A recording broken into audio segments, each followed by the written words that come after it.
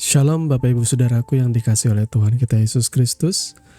Berjumpa kembali di dalam program seri pendalaman Alkitab. Bersama saya Billy Elia yang seperti biasa akan menemani saudara selama kurang lebih 10-30 menit ke depan, di mana saya akan mengajak Bapak Ibu Saudara untuk kita bersama-sama membaca dan merenungkan kebenaran firman Tuhan perikop demi perikop dimulai dari Perjanjian Baru. Dan di dalam seri pendalaman Alkitab kali ini kita memasuki perikop yang ke-164.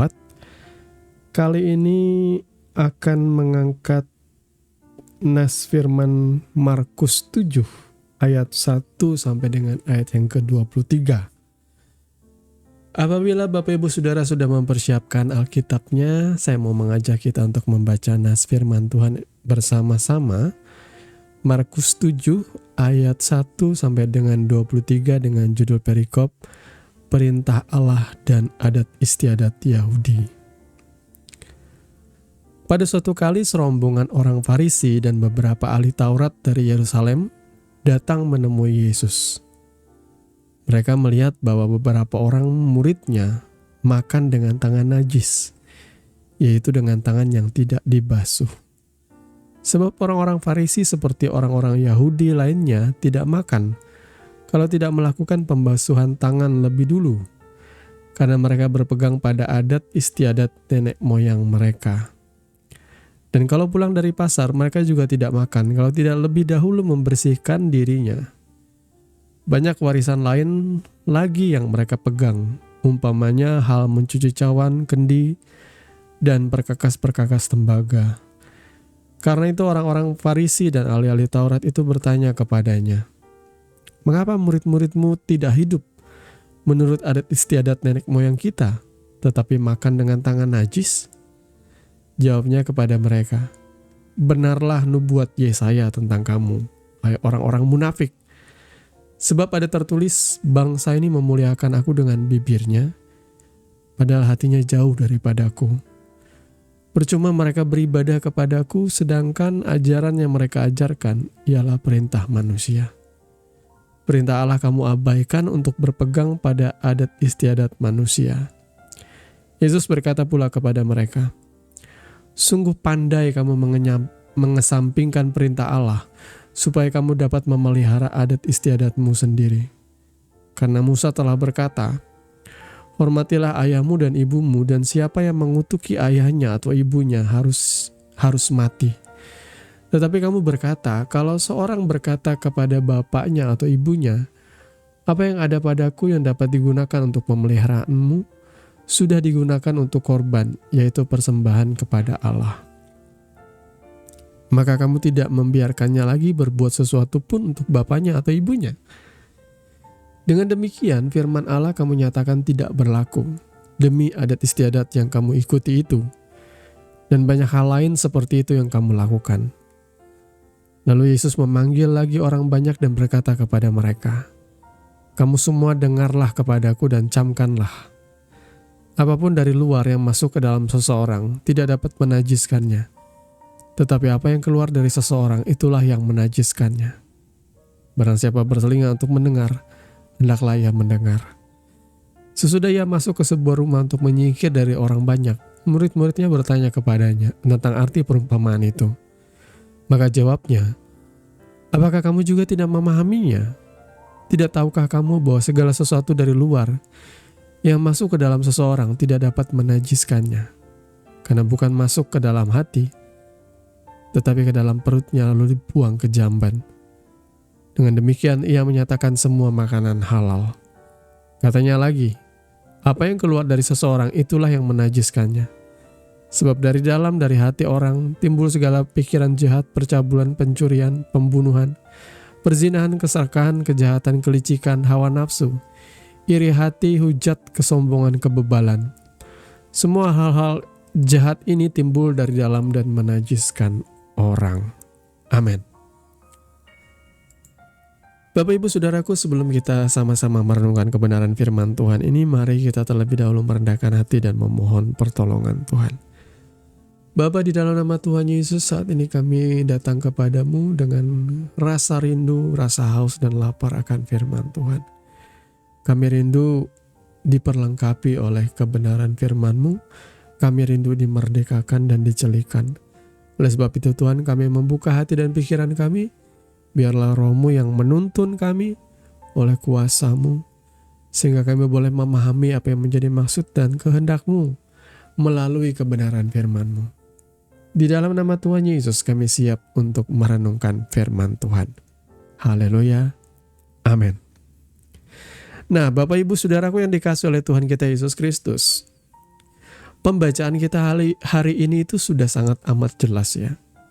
Jadi kalau kita membaca Alkitab, biasakan punya satu prinsip mendasar, yaitu membaca Alkitab itu jujur apa adanya.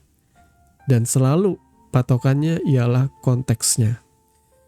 Hindari membaca Alkitab cuma mencomot-comot ayat, karena saudara akan kehilangan pesan yang lengkap, pesan yang utuh.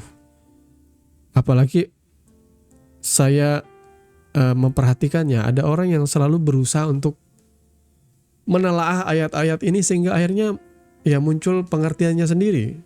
Jadi bukan firman Tuhan yang mau menyampaikan apa maksudnya bagi kita, tetapi kita yang menerjemahkan firman itu sesuai dengan agenda atau sesuai dengan pemahaman kita pribadi atau asumsi kita pribadi. Nggak boleh, saudaraku ya. Yang kedua, kali ini dalam pembahasan kali ini mungkin saya akan banyak memaparkan tentang budaya Yahudi, saudaraku ya. Karena sekali lagi Alkitab kita, Perjanjian Lama, Perjanjian Baru, yang walaupun ditulis di dalam bahasa Ibrani, kemudian bahasa Aram, kemudian juga ada dalam bahasa Yunani, tetapi nafasnya ini, ya nafasnya maksudnya orang yang menulis ini punya pola pikir Yahudi. Karena apa? Karena mereka orang Yahudi, saudaraku ya. Jadi dia menulis ini dalam sudut pandang tata krama, tata bahasa, literasi, kemudian juga budaya, kebiasaan orang Yahudi, bahkan orang-orang hidup di abad itu. Sehingga kita perlu sekali memahami budaya aslinya, budaya dari timur ini, dari Yahudi ini, supaya kita bisa memahami apa itu maksud perkataan yang ada dalam ayat ini, saudaraku ya. Pada poinnya pembahasan dari ayat firman Tuhan ini ya jelas membahas mengenai kontradiksi atau polemik mengenai tradisi pencucian tangan ya. Ini bukan pencucian uang, saudaraku ya. Pencucian tangan, tradisi penyucian tangan, pencucian untuk menyucikan. Ya, kalau di dalam bahasa aslinya tuh disebut netilat yadayim ya. Netilat yadayim itu adalah sebuah kebiasaan yang bisa dikatakan sebagai tradisi untuk orang-orang Yahudi mencuci bersih tangannya pada waktu bangun tidur, pada waktu sebelum makan, pada waktu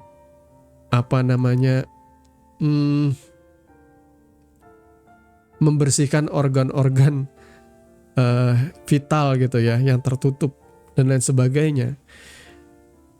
Ini dianggap bukan cuma sekedar kebersihan, tetapi dianggap sebagai ritual rohani untuk menjaga kekudusan, saudaraku ya.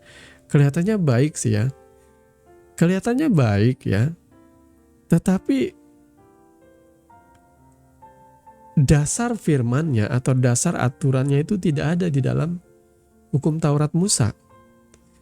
Ini yang disebut halakah ya, di dalam bahasa Ibrani disebut halakah. Aturan lisan di luar Taurat Musa. Nah, aturan lisan inilah yang disebut dengan tradisi, ritual turun-temurun. Nah, di dalam Torah faktanya memang ada aturan mencuci tangan, tetapi aturan ini hanya diberikan untuk imam dan pada saat mereka melayani di bait Allah. Karena kekudusan dan kesucian bait Allah, Tuhan memilih imam itu kan dari keturunan Lewi maupun juga dari keturunan Harun untuk jadi imam besar. Dan bagaimana mereka menghormati bait suci ialah dengan cara menjaga kesuciannya, mencuci tangan, membasuh dirinya, kan itu ada yang namanya bejana pembasuhan ya.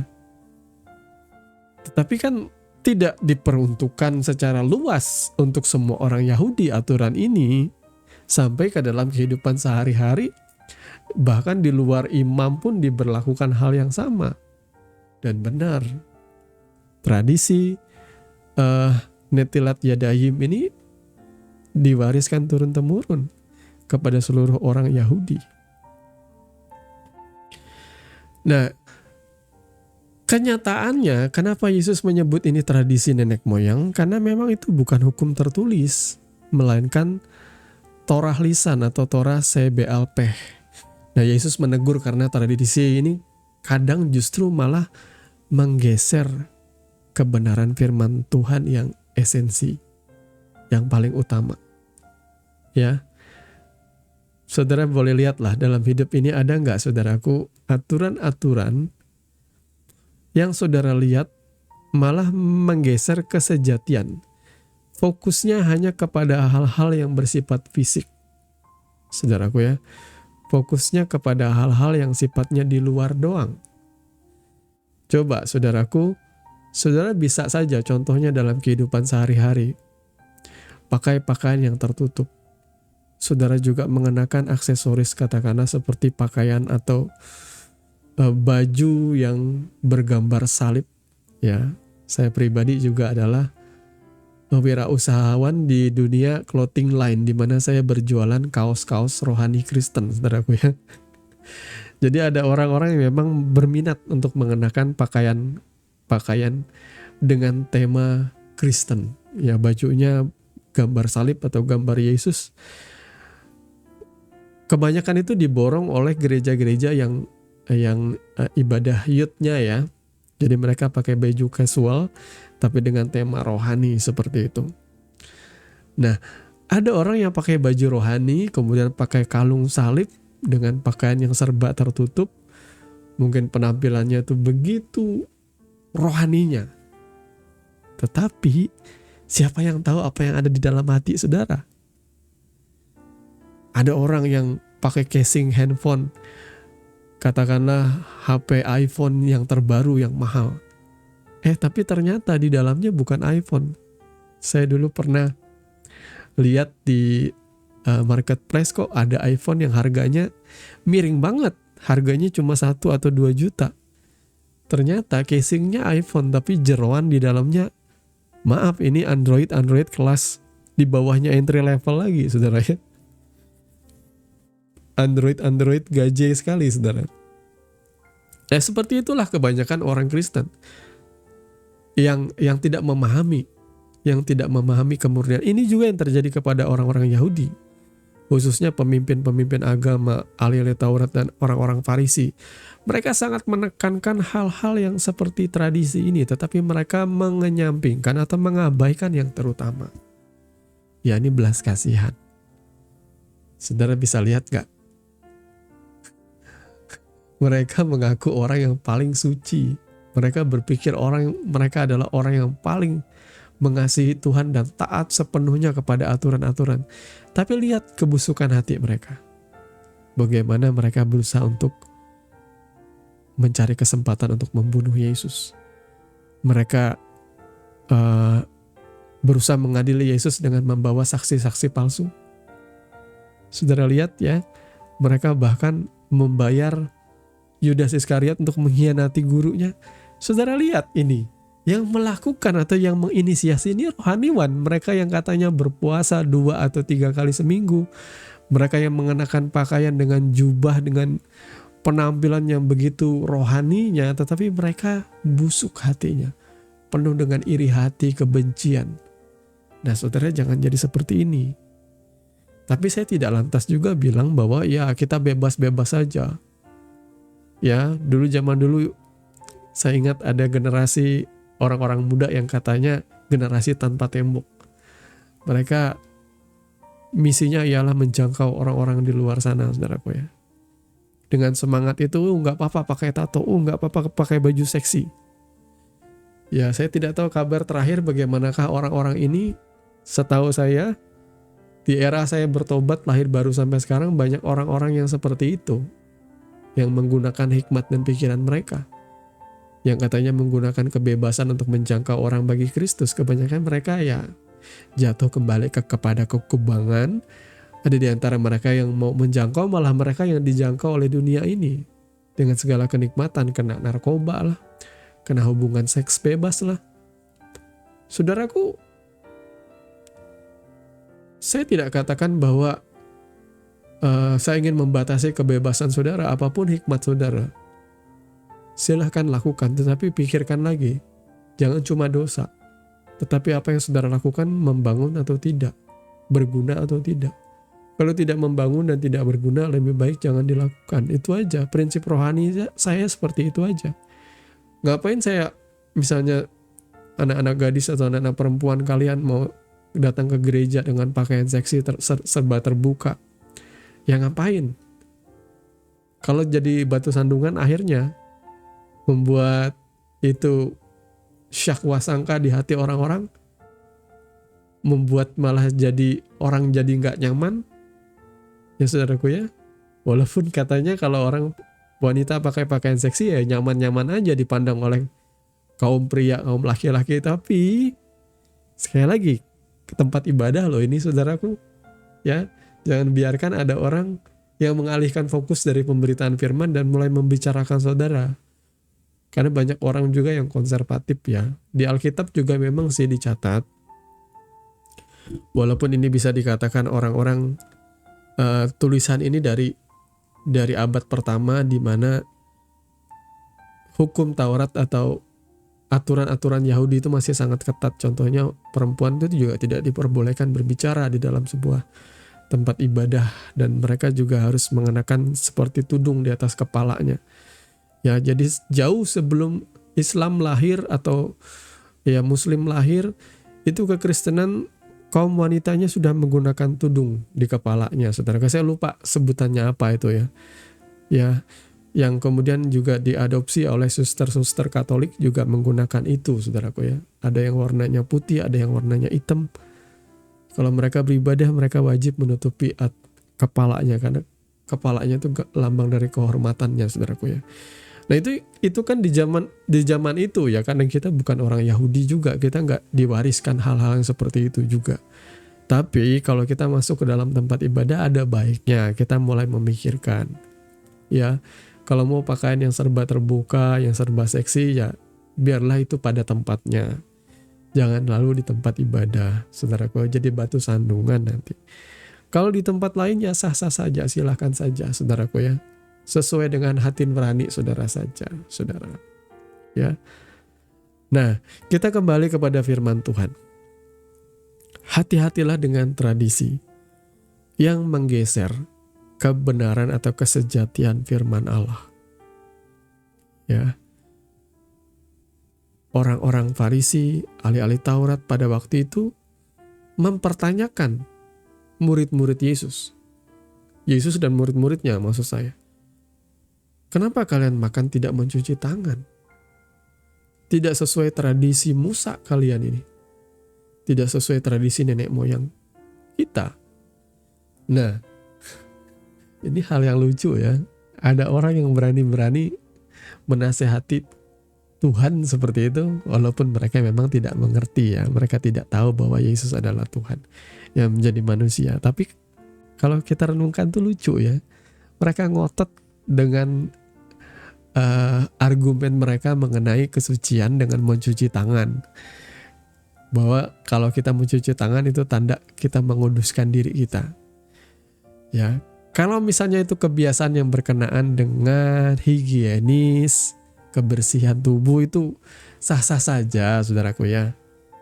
Tapi kalau itu bicara soal tradisi yang kayaknya diutamakan lebih daripada kebenaran firman Tuhan, ya saya juga pribadi kalau misalnya mau makan ya saya mandi, saudaraku ya. Makan, mau sarapan pagi bahkan saya mandi, saudaraku. Habis saya olahraga, saya pulang saya nggak langsung makan, biasanya saya mandi dulu. Dan dalam mandi saya pasti juga sambil mencuci tangan kan, membersihkan diri saya sendiri, baru saya makan, saudaraku ya. Tetapi saya melakukan itu dengan alasan ya saya perlu kebersihan higienis supaya saya nggak makan sambil memasukkan kuman ke dalam tubuh saya seperti itu. Dan tetapi tradisi orang Yahudi ini, yaitu Netilat Yadayim ini lebih berat daripada itu, saudaraku. Nggak cuma soal makan, bangun tidur harus ini. Banyak mereka kegiatan-kegiatannya yang nggak cuma itu, saudara ya. Yang nggak cuma soal sebelum makan, banyak lagi mereka harus mencuci tangan melulu, saudaraku. Nah, murid-murid Yesus dianggap najis karena melakukan hal seperti itu, tidak mencuci tangan. Nah, di sini kita melihat kemarahan Yesus loh. Ya, saudara melihat Yesus lantas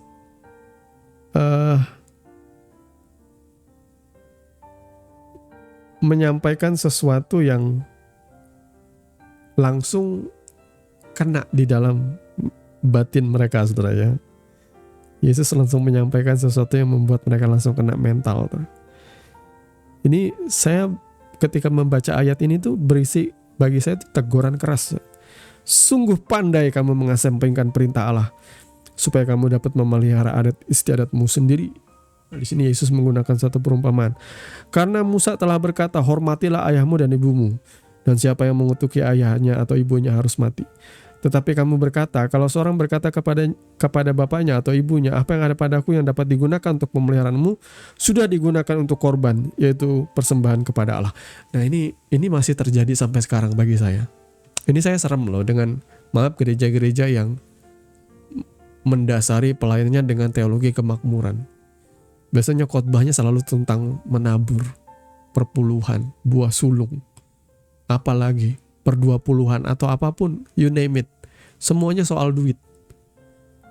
Mereka menantang jemaat, lalu menggunakan ayat-ayat atau mengambil ayat-ayat seperti perempuan yang menumpahkan minyak wangi yang tidak ragu-ragu katanya. Tapi itu kan konteksnya menumpahkan ya, bukan ngasih kolekte ya. Tapi ya itulah, dicocok-cocokin lah soal uang lagi. Lalu ada perempuan di zamannya Elia yang terlebih dahulu membuat roti dan memberikannya kepada Elia terlebih dulu. Selalu dicocok-cocokkan. Ya, tapi itu kan semua adalah tindakan iman, saudaraku ya. Tuhan sedang mengajarkan sebuah tindakan iman. Namun bedakan iman dengan yang namanya tradisi yang membuat orang gak punya belas kasihan. Betul Tuhan berkata hormati ayah dan ibumu. Ini bagaimana studi kasusnya kayak gini, saudaraku. Saudara belum kasih persepuluhan. Ya, ini Bapak Ibu saudara-saudara belum kasih persepuluhan nih. Karena persepuluhan ditekankan di gerejamu. Lalu engkau merasa bersalah. Uangnya ada.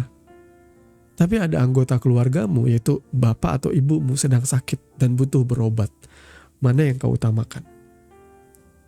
Kalau engkau berkata dengan iman, Tuhan, aku percaya engkau sanggup menyembuhkan ibuku atau ayahku. Aku mau mendahulukan untuk memberi persepuluhan dulu. Nah, saya katakan, saudara sudah menyalahi firman Tuhan menghormati ayah ibu. Dengan melakukan itu, walaupun kau berkata, aku membawa persembahan persepuluhanku untuk Tuhan. Tapi kan harusnya uangnya ini bisa dipakai orang tuamu berobat. Atau ada uang, lalu anakmu meminta sesuatu kepadamu. Keperluannya, kebutuhannya. Dia sangat pengen sekali memiliki itu. Ada uangnya, tetapi saudara berpikir, wah ini, nah uangnya ini untuk persepuluhan, nah, untuk persembahan ke gereja. Papa atau mama sudah diminta oleh gereja, janji iman dan lain sebagainya. Saya katakan sesuatu yang mengikat dan disertai ancaman seperti itu. Lebih baik saudara kabur aja dari gerejanya. Kalau ada gereja yang sudah menekankan persepuluhan disertai ancaman, buah sulung disertai ancaman, kemudian juga janji iman disertai ancaman, lebih baik saudara keluar dari gereja itu. Saudara ditekankan tradisi aturan dari gereja itu. Gak ada belas kasihannya. Ya saudara gak boleh melakukan hal yang seperti itulah. Yang paling ngeri loh, gak ada belas kasihan tuh gini loh. Saya pernah dengar cerita ya, ada orang dari keluarga miskin punya seekor sapi gitu ya. Dan pendetanya begitu mengagungkan, memuja yang namanya teologi kemakmuran. Waktu jemaat miskinnya ini, anaknya sakit seperti itu, dan dia pengen menjual sapinya. Ini pendetanya ikut. Setelah sapinya terjual, dia di depan sudah minta persepuluhkan. Supaya kamu jangan dikutuk oleh Tuhan. Lah ngeri ya. Saudara bisa bayangkan gak ada pester seperti itu? Yang ketika jemaatnya mau jual sapi, dia ikut. Sampai sapinya terjual, dia minta persepuluhan dari sapi itu. Boro-boro nolong orang. Malah dia yang ngerampok orang. Ini namanya orang yang gak punya belas kasihan. Bagi saya, hukum persepuluhan yang diterapkan gereja itu sudah tidak alkitabiah. Karena sekali lagi, saya sudah banyak membahas di Alkitab. Persepuluhan itu adalah bagian dari hukum Taurat yang sudah mati bersama dengan runtuhnya bait suci. Bait suci sudah tinggal puing-puing, sudah tidak ada lagi. Tidak istilahnya itu tidak tepat persepuluhan yang disampaikan di gereja hari ini. Gak ada. Karena kalau saudara mau persepuluhan, maka saudara harus membawa itu ke bait suci di Israel sana. Dan tidak boleh uangmu langsung. Itu harus segala sesuatu yang tumbuh di Israel. Baru itu benar. Ya, persembahanmu adalah segala sesuatu yang tumbuh besar di Israel, bukan dari luar pulau, bukan dari uang, enggak. Saudara uangkan, saudara ke sana, saudara beli ternak di sana, atau saudara beli segala macam tumbuhan di sana, saudara persembahkan ke bait suci. Kalau masih ada bait suci, baru itu benar persepuluhanmu. Kalau tidak ada bait suci, lalu pastormu berkata persembahkan persepuluhan, no. Itu penyesatan bagi saya. Semua mata duitan, saudaraku ya. Minta ini dengan tanpa belas kasihan. Boro-boro ngebantu jemaat yang berkekurangan, ini malah ngembat uang jemaat. Dipakai buat apa? Buat flexing. Buat beli barang branded, barang mewah. Buat bangun kerajaan, saya lihat. Makanya saya nggak, jujur aja nih ya, saya jarang ke gereja loh sekarang. Saya jarang ke gereja sekarang karena saya ngelihat, maaf, seperti gereja karismatik contohnya, terlalu ambisi untuk membangun kerajaannya di mana-mana. Ini adalah opini pribadi saya. Maaf kalau ini akhirnya roh kenabiannya ini lebih bicara banyak hari ini. Saya nggak mau ngomong sih sebenarnya. Kebanyakan pendeta juga cari aman, tetapi biarlah karena sudah disampaikan saudara ya. Jangan sampai saudara menjadi orang-orang lebih fokus kepada hal-hal yang fisik, kerajaanmu, benderamu. Tapi biarlah kita di dalam melayani itu tidak memikirkan hal seperti itu. Yesus adakah pelayanannya membangun gereja? Dia pindah dari satu kota ke kota lain. Murid-muridnya pun melakukan hal yang sama. Mereka melakukan ibadah memecah roti dari rumah ke rumah. Karena memang seperti inilah seharusnya gereja mula-mula terjadi. Saudara ya, hari ini gereja sudah bergeser. Sudah mulai menjadi pusat entertainment, pusat hiburan, pusat perusahaan, saudaraku ya, franchise. Dan saya takut untuk melanjutkan karena nanti saya dipikir menghakimi seperti itu ya. Nah, Bapak Ibu saudaraku yang dikasih oleh Tuhan Yesus, kita lanjut ya.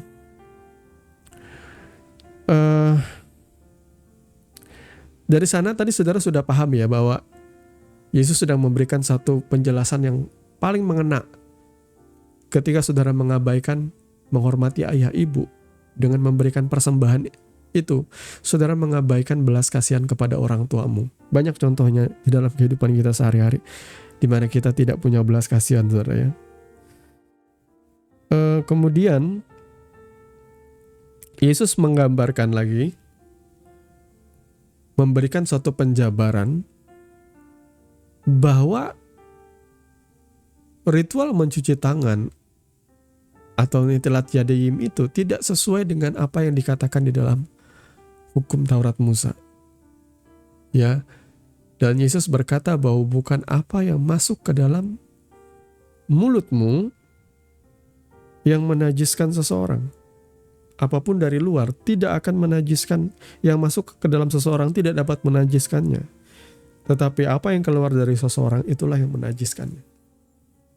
Saudara perlu tahu apa kata najis itu berasal dari bahasa Yunani koinu. yang artinya menodai atau mencemari. Jadi menodai atau mencemari itu bukan dalam konteks hanya berarti secara ritual. Karena yang di pikiran orang Yahudi, pemimpin-pemimpin agamanya pada waktu itu adalah kesucian, kekudusan dalam ritual. Tetapi najis yang di sini digunakan oleh kata koino ini dari bahasa Yunani, itu bicara sesuatu yang bersifat moral dan spiritual. Tidak ada sesuatu dari luar yang masuk ke dalam seseorang yang dapat menajiskannya. Sementara kontradiktif sekali dengan budaya Yahudi, saudaraku ya. Orang Yahudi itu sangat memegang teguh hukum Taurat, khususnya soal kosher dan low kosher, makanan halal dan makanan tidak halal, saudara ya. Jadi dengan mengatakan tidak ada sesuatu dari luar yang masuk ke dalam seorang yang dapat menajiskan, maka Yesus menyatakan semua makanan itu halal. Saudara ya, pada ayat yang ke-19 dia mengatakan, karena dengan demikian ia menyatakan semua makanan halal. Saudaraku. Ya. Dan kalau bagi orang Yahudi itu sah-sah saja sih. Kalau saudara adalah katakanlah keturunan Yahudi, saudara menghormati legacy saudara sebagai orang keturunan Yahudi, saudara tidak mau memakan segala sesuatu yang low kosher atau tidak tahir atau tidak halal itu dimakan, itu sah-sah saja. Tetapi Yesus melalui para rasulnya juga sudah mengatakan bahwa kepada orang-orang di luar Yahudi tidak diwariskan hukum Taurat. Jadi saudara boleh memakan apa saja selama itu ya patut untuk dimakan juga. Jangan saudara makan sesuatu yang mengerikan seperti kotoran gitu ya, kotoran binatang itu ya jangan, saudaraku ya. Saya tidak tahu apakah ada kotoran binatang yang boleh dimakan gitu ya. Kalaupun saudara minum kopi luwak kan nggak dengan kotoran luwaknya juga saudara bikin kopi, saudara ya. Jadi Bapak Ibu saudaraku yang dikasih oleh Tuhan kita Yesus Kristus, perkara najis atau tidak najis itu bukan sesuatu yang kita kenakan, kita pakai, kita makan atau masuk dalam tubuh kita. Melainkan itu bersumber dari hati manusia yang penuh dengan dosa, yakni pikiran jahat, keserakahan, hawa nafsu, iri hati, hujat, kesombongan. Itu yang saudara perlu perhatikan, saudaraku. Karena Yesus mengajarkan sesuatu yang deep, esensi, yakni segala sesuatu yang muncul di hati kita. Dalam tata krama Yahudi, makan dengan tangan najis dianggap dosa besar. Tapi Yesus menunjukkan standar Allah, bukan ritual, melainkan kemurnian hati. Saudaraku ya. Jadi mari, jangan saudara sok-sok pakai atribut Kristen biar kelihatan rohani, ikut pelayanan. Tetapi hati saudara penuh dengan kejahatan, saudaraku ya. Saya juga adalah pelaku soalnya. Kelihatannya saya melayani terus. Ada masanya tuh ketika saya masih muda, saya melayani terus. Luar biasa, tidak salah melayani seperti itu. Pakai kelihatannya, kudus, suci. Tapi jujur, saya dan Tuhan tahu. Saya dan Tuhan saja yang tahu kelemahan saya. Saya berkali-kali jatuh dalam dosa dan saya sembunyikan itu. Ya, Bapak Ibu Saudara, perhatikan bahwa yang menajiskan itu yang timbul dari hati kita. Maka oleh sebab itu kita perlu melatih hati dan pikiran kita untuk terus disucikan, ditahirkan di dalam Yesus Kristus oleh firman-Nya tentunya. Jadi Bapak Ibu Saudara yang dikasih oleh Tuhan kita Yesus Kristus, semoga kebenaran firman kali ini boleh memberikan kita gambaran jelas ya. Jangan biarkan tradisi manusia, budaya, gereja, liturgi, kebiasaan itu menggantikan inti firman Tuhan. Ibadah sejati juga bukan tampilan luar, melainkan hati yang murni, saudaraku. Hati-hati dengan yang namanya kemunafikan rohani. Terlihat rohani, tapi sebenarnya melawan kasih Allah. Terlihat rohani, tapi nggak punya belas kasihan.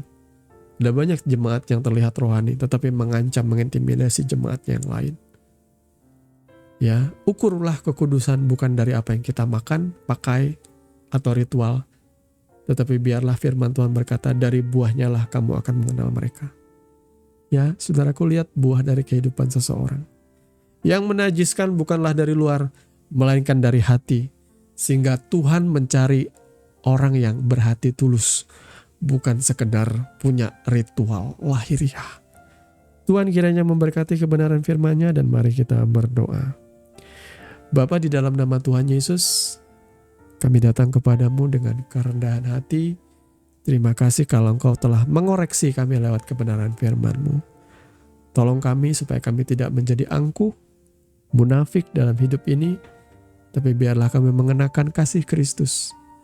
Kami mengenakan kesederhanaan, kemurnian, hati yang tulus, baik di dalam hidup, baik di dalam pelayanan kami dengan sesama. Terima kasih Bapa, karena Kau sudah menembus dan menyelamatkan kami. Tuhan, tolong tuntun kami hari demi hari. Termasuk tolong kami Tuhan, supaya kami boleh menghidupi firman-Mu. Di dalam dan demi nama Tuhan Yesus kami berdoa. Haleluya. Amin. Terima kasih sudah mengikuti seri pendalaman Alkitab hari ini. Biarlah kebenaran firman Tuhan terus menuntun langkah kita, menerangi hati kita, dan membentuk hidup kita menjadi serupa dengan Kristus. Sampai jumpa di episode berikutnya, di mana kita akan terus menggali kedalaman firman yang hidup dan berkuasa. Tuhan Yesus memberkati. Dan jangan lupa, hidup dalam firman dan firman dalam hidupmu. Shalom.